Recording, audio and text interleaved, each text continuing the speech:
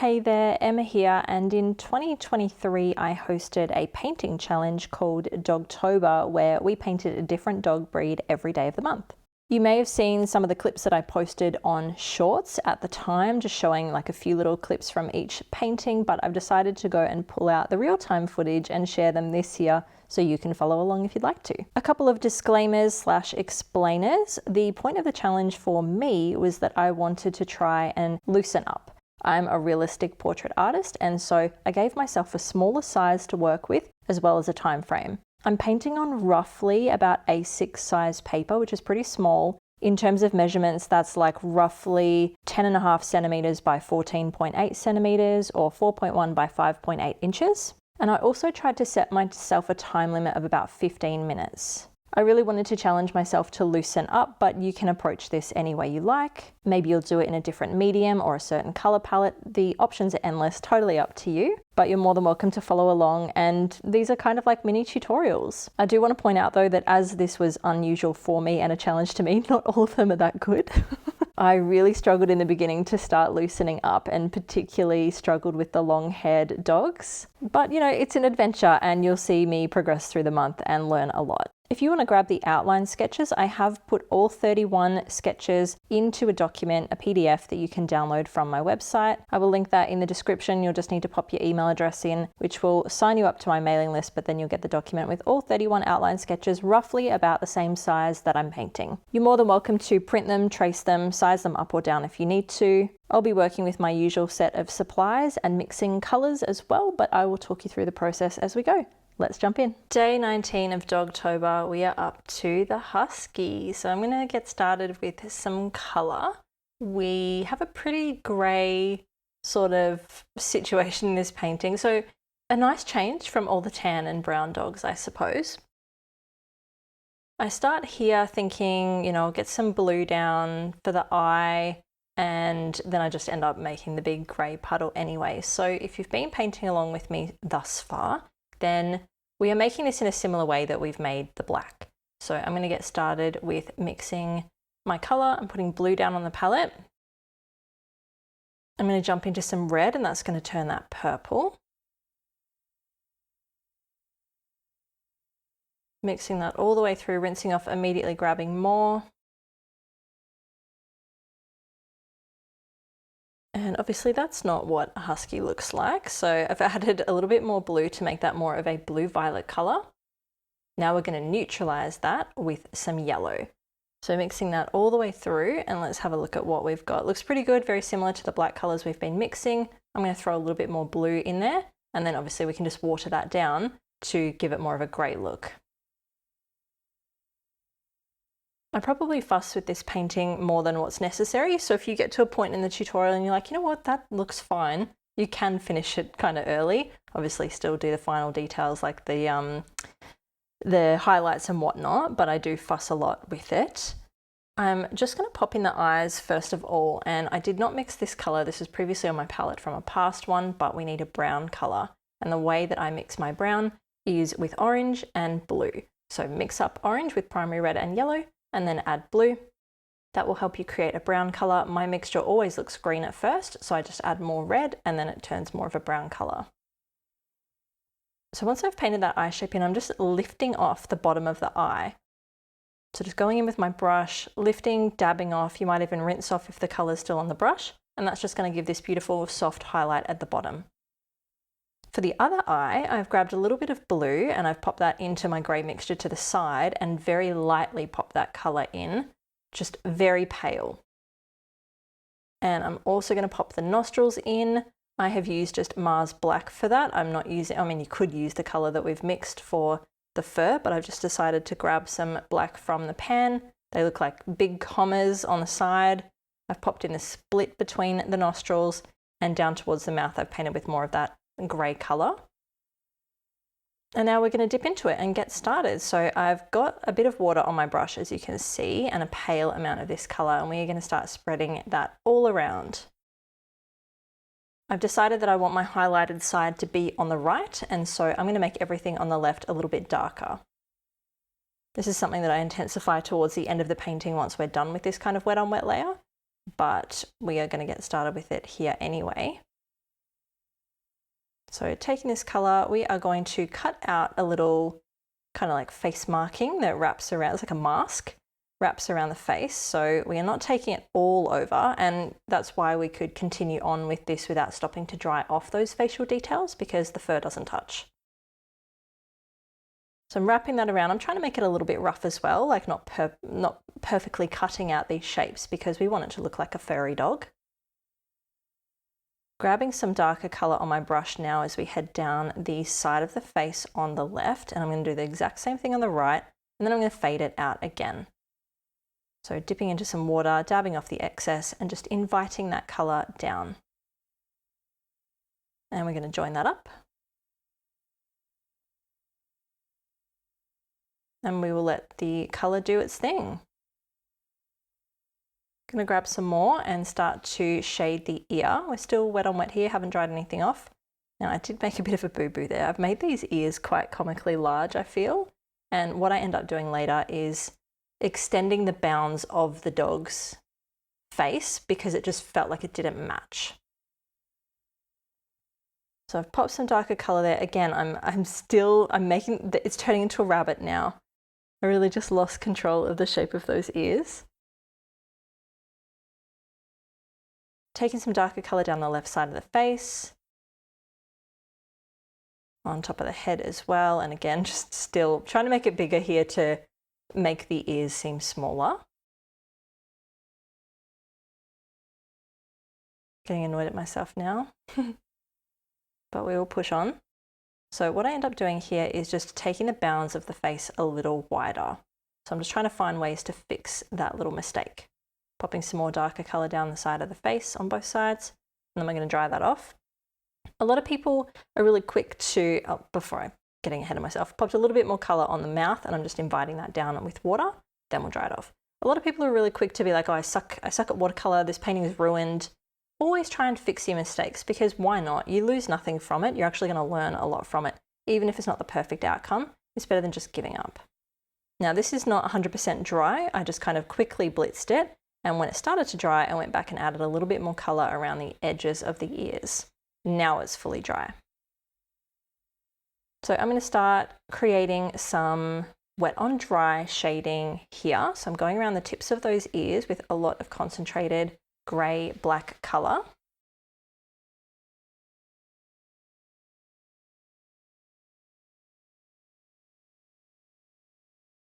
Popping a little shadow at the top of the head there.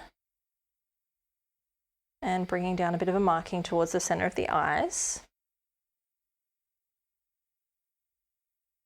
Doing the same thing on the right, just to separate the ears from the head. Very loose brush strokes. Adding this dark colour into the same area we put the dark colour on the wet on wet layer. Just filling that in loosely, roughly, rinsing off, dabbing off, and just kind of spreading and inviting that colour around. A little bit on the inner ear on both sides. A little bit on the right, but I do want to keep that my highlighted side. A little bit under the chin or the white marking on the chest. And a few little jagged lines coming inwards towards that central part as well at the bottom, just to try and look like big shadows in clumps of fur. I've now grabbed this watery grey colour and I'm popping this under the chin area. I'm just trying to cut it in there because it was looking just really solid and it just needed a bit more definition. So wrapping some of that colour around there, we're going to just make it, try and make its snout point out a little bit more instead of looking flat. I'm taking some slightly darker grey on the left side of the face, around the eye. Trying to keep it pretty loose, doesn't matter if there's gaps in between your strokes or anything like that. And then just being really careful as we wrap around this snoot.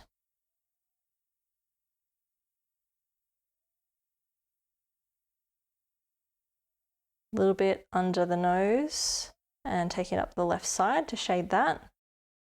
A little bit more colour on the left side of the eye and kind of like the cheek. Very loosely rubbing this around basically with my brush. A little bit more. Taking that down the cheek, dabbing off, rinsing off, dabbing off, just spreading that around.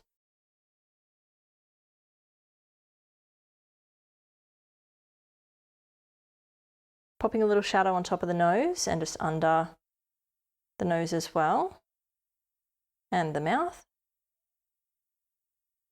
and a little bit more on the chin, or under the neck really, spreading that out so it's smooth, and then we can dry that all off. Dipping back into the dark colour now, and I'm going to pop in the pupils on both eyes. So very tiny, like especially in this one on the right, I wanted that to look icy and piercing. I'm going to do a similar thing on the left as well. Very central, we're looking head on at this dog, and I'm going to do a border around the eyes as well with this dark grey. Something I usually try to avoid in pet portraits and wildlife portraits is this view of front on, particularly with a dog that does have a long snout. It often can just look weird. And I think that's why I ended up fussing with this for so long. It was because I wasn't making that snout pop out enough. Like, it's a pronounced snout, and because we're so front on, you have to find a way to stop it from looking so flat. I do prefer it when it's a bit more of a 90-degree angle. It's a little easier. But I've popped that colour around both eyes, and I'm just kind of spreading it out with a damp brush a little further. Popping like a little eyebrow in on the right, and now on the left. Carving out like a little bit of an under eye situation on the left. Don't really like it though, so I'm going to spread it around. Bit more darker colour under that eye, dabbing off excess and popping it on the right as well.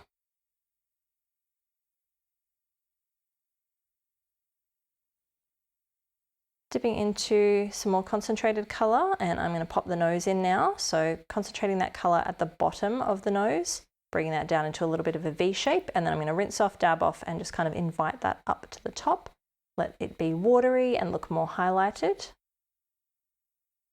And then we can dry that off. And we're getting there.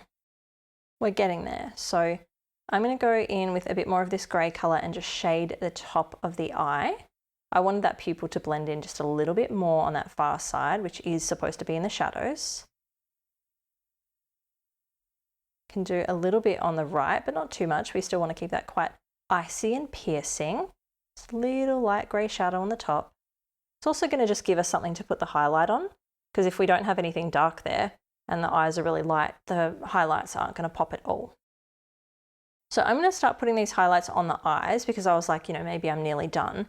Please note I'm going to remove these and fix them as well. I will speed through that because it's boring. But basically I did them a bit too big and low. So I did these kind of 2 dots, and that second one was just too much in the inner corner that it looked weird to me. It should have been higher up, I feel like. So I end up removing that and, painting a bit more brown color back in and then repainting the highlight. This is technically white watercolor. It's my handmade watercolors, but it does behave similar to gouache. It's just a bit more opaque than commercial white watercolors. It's very forgiving. You can generally get rid of it and reapply it quite easily. I've done my eye highlights. I'm just going to pop a little one on top of the snoot as well, and a little bit under both nostrils, or one nostril. Feel free to do both. Now I'm dipping into my medium-sized brush, and I just wanted to take the bounds of this fur a little further out, but not intensely. So I've got a really pale grey colour on my brush, and I'm just kind of going around the border and making it a little bit more fluffy looking. It just felt very narrow. I didn't like how the ears still felt a little bit rabbity, so I just wanted to make the dog a bit wider. Shaded a little bit on the chest and the left side of the snout there, and the face.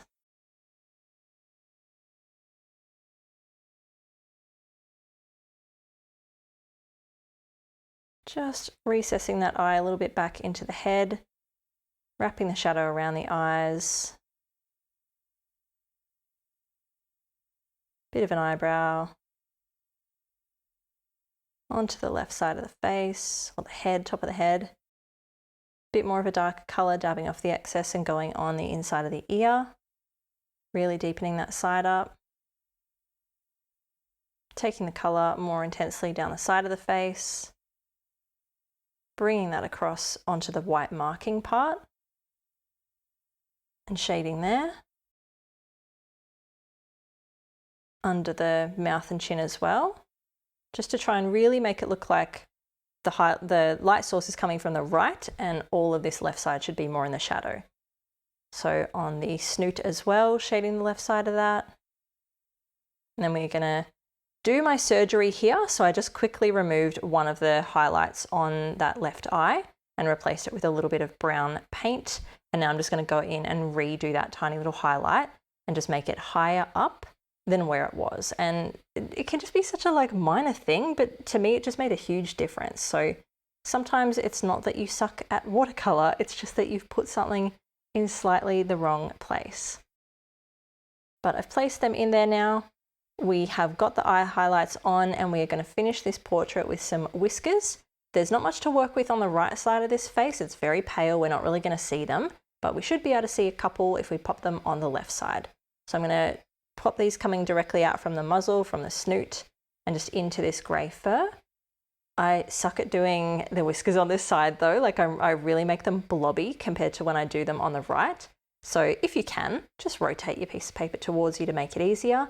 But I'm just going to battle here against the bristles and make them a bit too chunky. But gently pulling those out, you want to try and vary the shape, the size, the angle of these to make them look more natural. Mine end up all looking a little bit stubby, but that's okay. We are done. That is our husky. I hope you enjoy this one, and I will catch you in the next one.